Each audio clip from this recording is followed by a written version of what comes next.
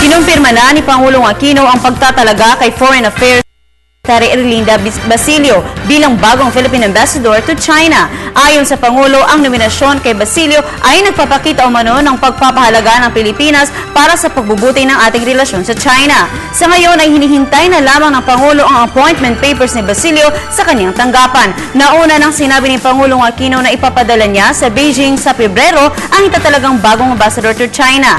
Si Basilio ang papalit kay Sonia Brady na na-stroke habang ginagampanan ang trabaho nito bilang ambassador to China. At tiyak nang magpapatuloy ang pamamahagi ng mga lupaing saklaw ng reformang agraryo matapos na magwakas ang Comprehensive Agrarian Reform Program sa taong 2014.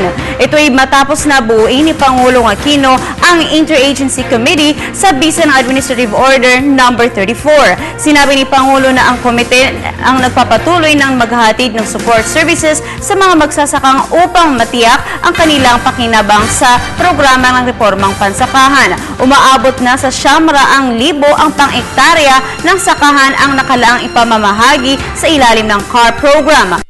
Ay pamumunuan ng NEDA at ang mga miyembro ng mga kalihim ng Agrarian Reform, Agriculture, DENR, DOJ, DBM at Land Registration Authority.